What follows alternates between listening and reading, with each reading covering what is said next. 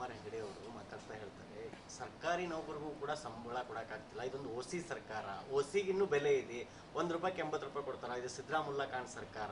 ನಾವು ತೆರಿಗೆ ಕಟ್ಟೋದಾದ್ರೆ ಹಿಂದೂಗಳ 99% ತೆರಿಗೆ ಕಟ್ತಾರ, ಅವ್ರು ಜಾಸ್ತಿ ತೆರಿಗೆಯನ್ನು ಕೇಳಬೇಕು ಅಂತೇಳಿ. ಅಲ್ಲ, ಇದು ಹಿಂದೂ ಮುಸ್ಲಿಂ ಅಂತ ಎದಕ್ಕೆ ತರ್ತಾ ಇದ್ದಾರೆ ಹೇಳ್ರಿ? ಚುನಾವಣೆ ಬಂದತ್ತಲ್ಲ ಈಗ ಸುಮ್ಮನೆ ಉದಾಹರಣೆಗಳು ತರೋದು.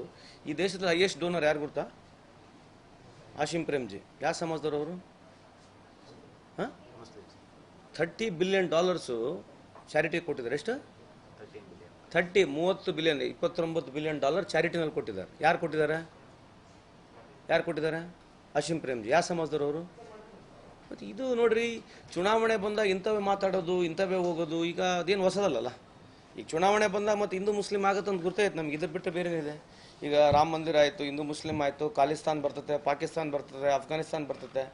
10 ವರ್ಷದ ಡಿಫಾಲ್ಟ್ ಏನು ಬರೋದಿಲ್ಲ. ಅದನ್ನೇ ಕೇಳಿವಲ್ಲ, ಡಾಲರ್ದು ರುಪಿಗೆ ಕಂಪ್ಯಾರಿಸನ್ ಮಾಡೋಣ ಬೇಡ, ಈ ದೇಶದ ಸಾಲ ಕಂಪೇರ್ ಮಾಡೋಣ ಬೇಡ, ಬೇರೆ ದೇಶಕ್ಕೆ ಹೋಲಿಸ್ಕೊಂಡು ನೋಡೋಣ. ನಮಗೆ ಚೈನಾ ಕಂಪೇರ್ ಮಾಡೋಣ? ನಮ್ಮದು ಚೈನಾ ಒಂದೇ ಇರ್ತಕ್ಕಂಥದ್ದು, ಪಾಪ್ಯುಲೇಷನ್ ಕೂಡ ಒಂದೇ ಇದೆ. ಅದಕ್ಕೆ ನಾವು ಕಂಪೇರ್ ಮಾಡ್ಬೇಕು ಬೇಡ? ಯಾರಿಗೆ ಕಂಪೇರ್ ಮಾಡೋಣ ನಾವು?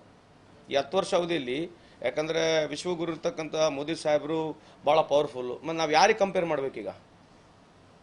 ಯಾವ ದೇಶಕ್ಕೆ ಕಂಪೇರ್ ಮಾಡ್ಬೇಕು ನಾವು? ಅಮೇರಿಕಾ ಕಂಪೇರ್ ಮಾಡಬೇಕು, ರಷ್ಯಾ ಕಂಪೇರ್ ಮಾಡಬೇಕು, ಫ್ರಾನ್ಸು, ಇಟ್ಲಿ, ಚೈನಾ ಪಕ್ಕ ಐತೆ, ಚೈನಾಗೆ ನಮಗೆ ಕಂಪೇರ್ ಮಾಡೋಣ.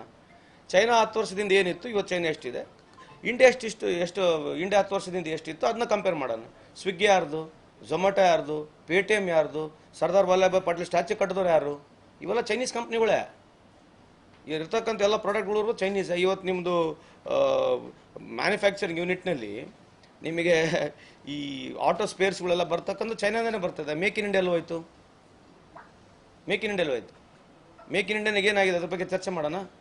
ಭಾರತ ದೇಶದ್ದು ಸುಮಾರು 2014ನೇ ಇಸ್ವಿಯಲ್ಲಿ 17% ಮ್ಯಾನುಫ್ಯಾಕ್ಚರಿಂಗ್ ಇದ್ವಿ. ವಿ ವರ್ ಎಟ್ 17% ಮ್ಯಾನುಫ್ಯಾಕ್ಚರಿಂಗ್ ಇದ್ವಿ. ಮೇಕ್ ಇನ್ ಇಂಡಿಯಾ ಪ್ರಾರಂಭ ಮಾಡಿದಾಗ 25% ಹೋಗುತ್ತೆ, 30% ಹೋಗುತ್ತೆ ಅಂತ ಹೇಳಿ. ಇವತ್ತು 13% ಮ್ಯಾನುಫ್ಯಾಕ್ಚರಿಂಗ್ ಇದೆ. ನಾನು ಹೇಳ್ತಕ್ಕಂಥಲ್ಲ, statistics report.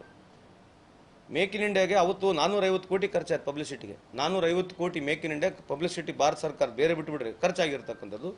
Make in India ಮಾಡ್ತೀವಿ ಅಂತೇಳಿ ಪ್ರಾರಂಭ ಆಗಿರ್ತಕ್ಕಂಥದ್ದು. ಮೇಕ್ ಇನ್ ಇಂಡಿಯಾ ಬಗ್ಗೆ ಎಲ್ಲರೂ ಒಂದರ ಚಕ್ಕರ ಯಾರನ್ನ BJP ಅವ್ರು ಮಾತನಾಡ್ತಾರ? ನೀವು ಕೇಳಬೇಕಲ್ಲ, ನೀವು ಕೂಡ ದಯವಿಟ್ಟು ಯಾಕೆ ಕೇಳಲ್ಲ? ಮೇಕ್ ಇನ್ ಇಂಡಿಯಾ ಬಗ್ಗೆ ನೀವು ಯಾಕೆ ಪ್ರಶ್ನೆ ಮಾಡಲ್ಲ? ಮೇಕ್ ಇನ್ ಇಂಡಿಯಾನಿಗೆ ಏನೇನು ಮಾಡಿದೆ ಸರ್ ಅಂತ ಕೇಳಬೇಕಲ್ಲ ನೀವು? ಮೇಕ್ ಇನ್ ಇಂಡಿಯಾ ಪ್ರಾರಂಭ ಮಾಡಿದ್ರೆ ಏನೇನಾಯ್ತು ಮೇಕ್ ಇನ್ ಇಂಡಿಯಾದಲ್ಲಿ? ಇಷ್ಟೆಲ್ಲ ಹೊರ ದೇಶಗಳಿಗೆ ಹೋಗಿ ಬಂದರೆ ಇವತ್ತು ನಮ್ಮ ಪಾಸ್ಪೋರ್ಟ್ ಸ್ಟ್ರೆಂತ್ ಏನಿದೆ ಗೊತ್ತಾ? ಪಾಸ್ಪೋರ್ಟ್ ಪವರ್ ಅಂತ ಹೇಳ್ತಾರೆ. ಇವತ್ತು 85ನೇ ಸ್ಥಾನದಾಗ ನಾವಿದ್ದೀವಿ. ಪಾಸ್ಪೋರ್ಟ್ ಪವರ್, ಭಾರತ ದೇಶದ ಪಾಸ್ಪೋರ್ಟ್ ಪವರ್ ಇರ್ತಕ್ಕಂಥ 85ನೇ ಸ್ಥಾನದಲ್ಲಿದ್ದೀವಿ.